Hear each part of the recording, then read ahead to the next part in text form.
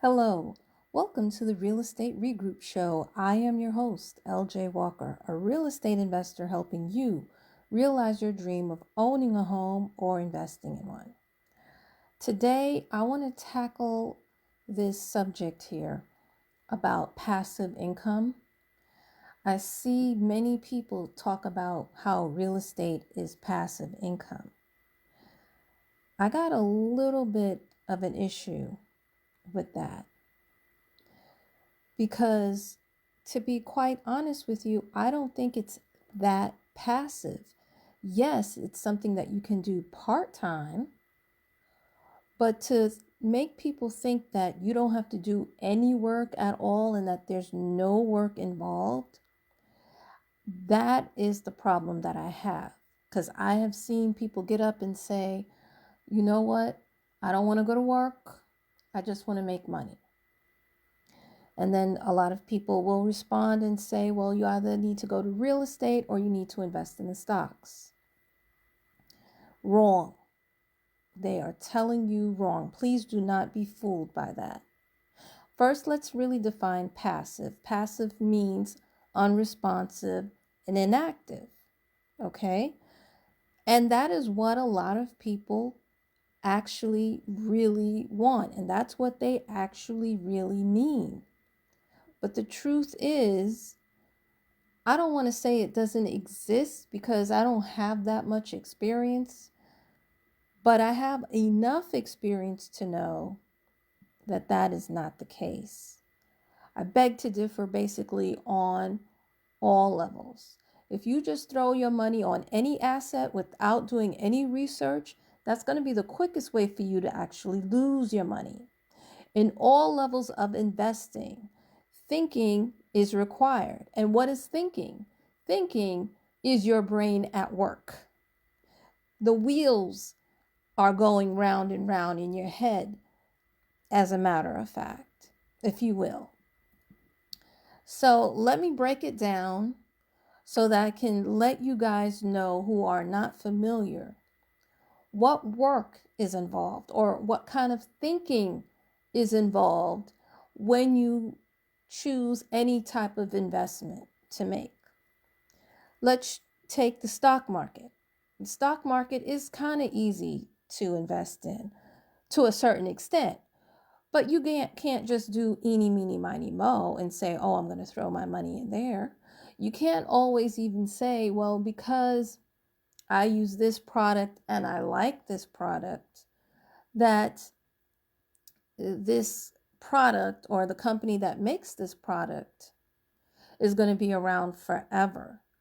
That unfortunately is not the case. Okay?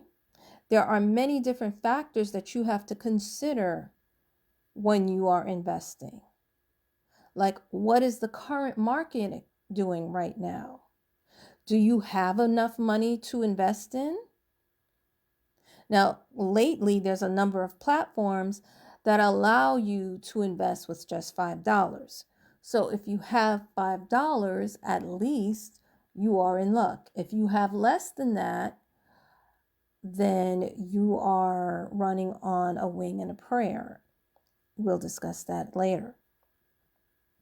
Another thing that you want to take into account is how many shares are you going to buy? Nowadays, you have various platforms that allow you to buy fractional shares. So let's say a share costs $1,000, but you don't have $1,000. You can buy $5 of that particular share that you're interested in. Next, you need to think about what is your criteria going to be for choosing the fund or the stock that you wish to invest in. Some people, what they do is they look at how long the fund managers have been running the fund. And then you have others that go beyond that and look at how long have the managers of the company been running that department in that particular business. Sometimes they don't necessarily look at all departments because, when you come in When you're dealing with large corporations, you have a CEO, a CFO, a CIO, etc. Some people just look at the CEO and the CFO and see what they're doing, see what their experience is. That's part of their criteria. Then after that, you may want to also consider how long has a company been profitable. Some people only are interested in companies that have been profitable for 10 years. Other people are okay with 5, and then you have some that if they're good in 1 year, they'll just take it.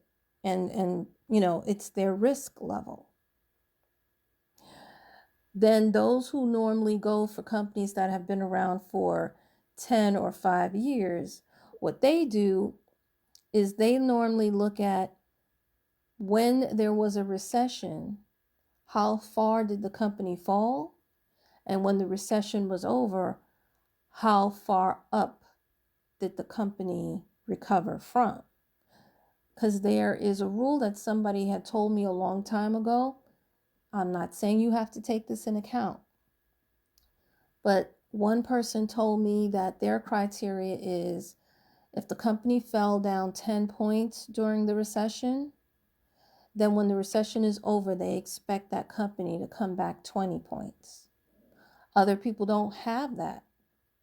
So that's going to be up to you as to how you want to do things. And if it is a mutual fund or an ETF, what some people do is they look at the holdings of that mutual fund and ETF. Holdings are what companies are within that mutual fund or ETF. And then you have some people who look at dividends. Does this stock pay dividends? If it doesn't, there are some people who will not invest at all with them. And then lastly, you have people who look at fees, because fees will eat into your profit and how much you can make off of any given fund. So you see, people, there's a lot that you have to take into account. There's a lot of thinking that is involved when you are investing in the stock market. And in addition to looking at the current market at hand, you may also want to look at trends. I'll give you a prime example. Look at the chicken sandwich wars that's going on, that people are talking about on social media.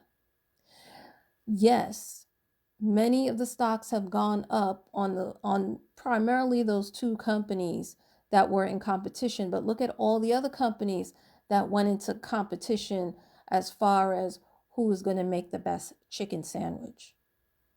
Besides buying the chicken sandwich, did you know that you can actually invest in those companies that make the chicken sandwich? Did you know that you could also invest in companies that breed chicken, that buy and sell chicken? Did you know that chickens eat? And you can actually invest in companies that make chicken feed. See, there's so many things that you can look at as far as what companies to choose and how you're going to evaluate each company. Just making all those kind of decisions, there's a level of work involved. Because there's thinking that's involved. Now let's move forward and let's get into the real estate area.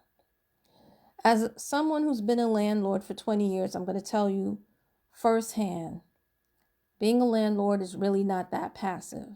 Now, yes, you may have some systems in place and you may not do as much work as you did when you first started, but there is definitely work. There's work in, first of all, choosing the right tenants. Me personally, I do not leave it all up to a realtor. Okay? Even if I let a realtor do certain things for me, I still interview the tenants. I still talk to them over the phone. I still go over the paperwork that they handed me. I still look at their credit scores. I look at their job history. I call their jobs to make sure that they actually work where they say they work, because I've had people, or let's say I know people, who lie on their resumes. So for that reason, I check. I'm calling the phone number, not just the one that they put on the application, but the one that's in the yellow pages. Yes, I am that one. The other thing you want to have to do is decide what you're going to put in the lease. Yes, there is a standard lease, but the standard lease is really not that comprehensive, and it may not have all the boundaries that you would like. So I let my lawyer go over that. And that's why I believe that every real estate investor, to save money, should really consider going out and getting a prepaid legal service that will do that for you for free. Okay, as long as it's under 10 pages, it's free. Once it goes over 10 pages, they do start charging you, but it's nothing, it's minimal. The next thing that we have to do as landlords is when tenants moving in, is not just when tenants are moving in, but also when they're moving out. You have to look through the apartment or house in case you're renting the house. You may have to paint. You have to check all the appliances to see that they're still working. You may have to do some sweeping and some dusting, because some tenants don't leave your place nice at all. And many states, you have to do this quickly now because many states have changed the laws. Many used to be where you had 30 days to return the money. Now it's more like 14 days. So you have to be in compliance with the law when you're taking care of that. And then seasonally, another thing that we have to do is we have to bleed the pipes so that the heat can go up into everybody's apartment. If you don't do it, you have to pay somebody else to do it. Let me tell you, some of these contractors, you have to supervise them because they're lazy, they're sloppy, and some of them say they know how to do something and they really don't know how to do it. Okay? So, that's something for you to decide if you're going to do it or if you're going to let someone else do it. And then also with contractors, you can negotiate the price. Some will let you, some won't. It depends. Okay? Next, if you are going to do a gut rehab, or really any rehab for that matter, especially if it's out of state, you want to hire a boots on the ground person, a project manager, or maybe a general contractor. But you need to supervise those people every once in a while as well.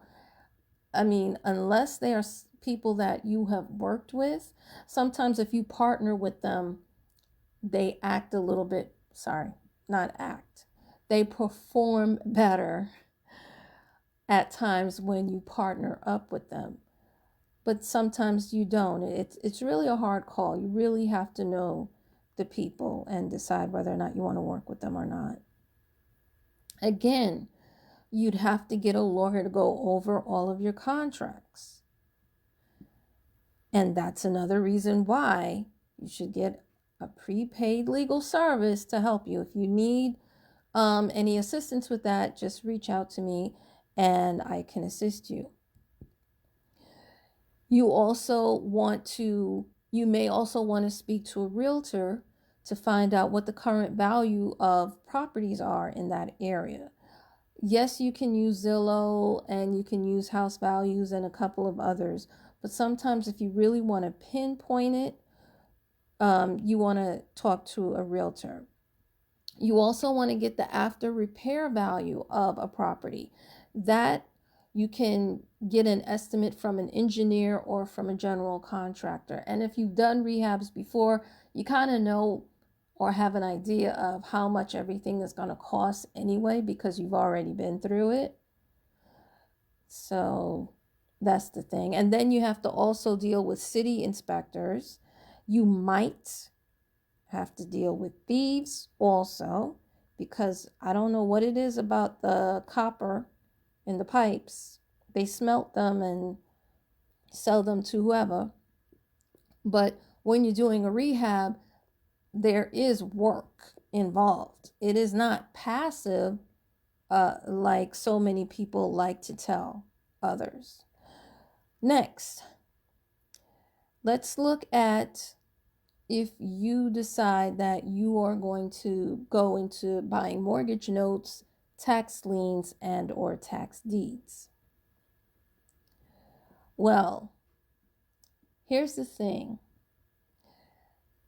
In real estate wise, these do tend to be a little bit less work, but there is still work involved because there's a lot of research that you have to do.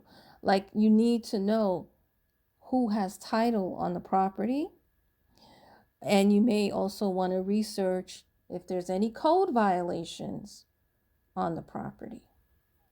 If it's a tax lien, you're buying the back taxes, but if it's a note, you want to see if there are back taxes and how much they are and what do you have to pay. If you have to foreclose on the property, again, you need a lawyer. The best thing to do is get a prepaid lawyer. Now, some of the prepaid lawyers do know how to manage this. Some of the prepaid lawyers do not. I'll be honest with you. But again, if you need legal help, I am not a lawyer myself, but I am connected to a prepaid legal service which can advise you.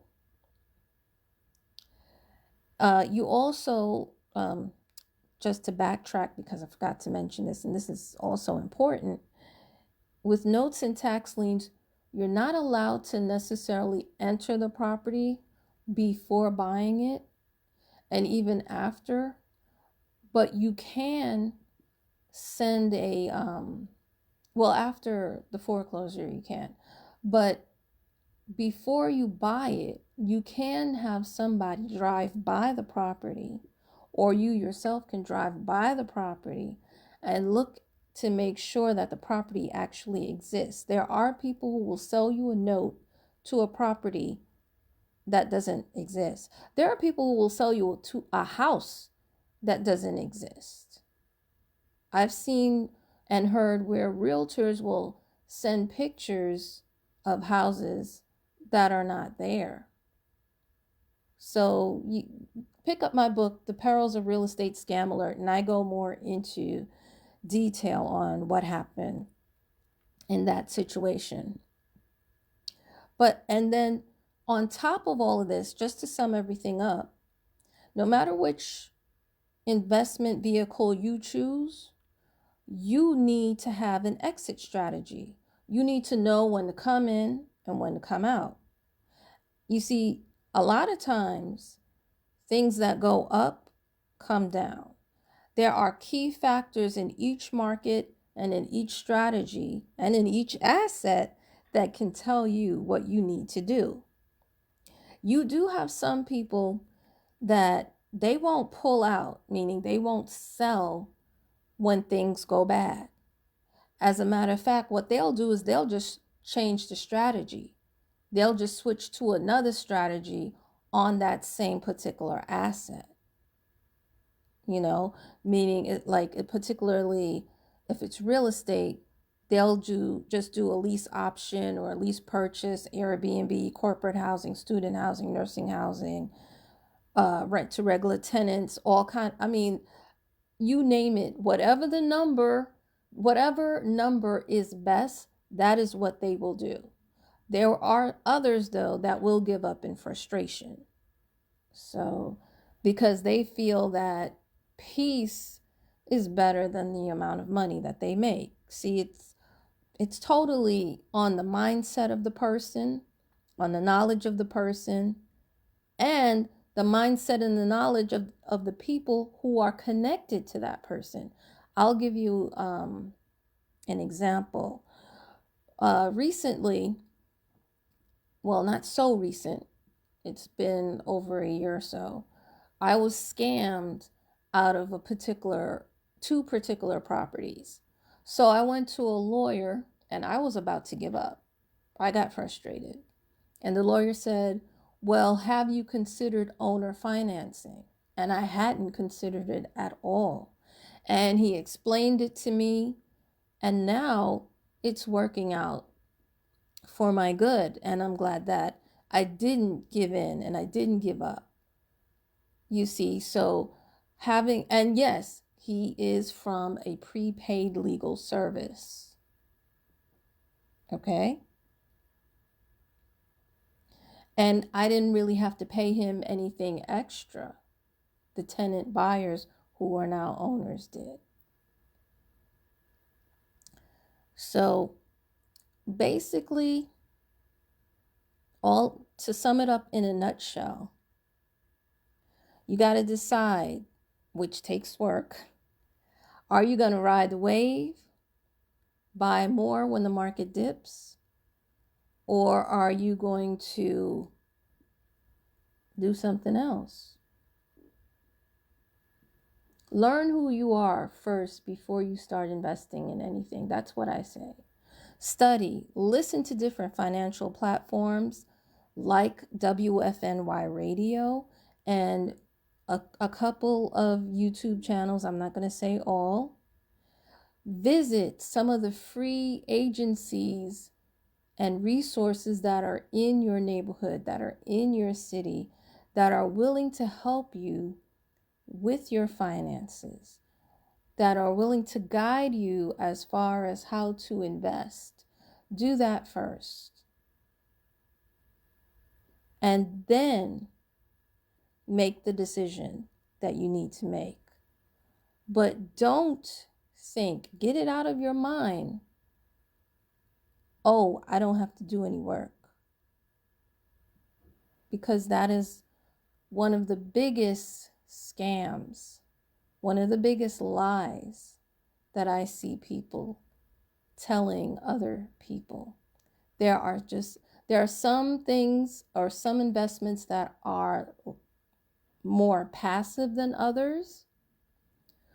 But to say that it's completely passive, where you just put your money in and you don't do anything and then money just rolls in, that's not true. You need to, I would say, at least once a year, but you really need to check your investments more than that. But if you're not checking them once a year, you're going to fail. At least monthly, quarterly, and it also depends on which investment it is, of course. I mean, with real estate, you really can't just check it once a year unless it's something like crowdfunding or whatever. But with the others that I've listed, you're going to be checking at least monthly. There's going to be some work involved. Okay, guys, that's all I have for you tonight. Hopefully the information that I've shared will help you make smart financial moves. And note that the financial moves require work. See you next time. Hope you enjoy the rest of your day. Bye.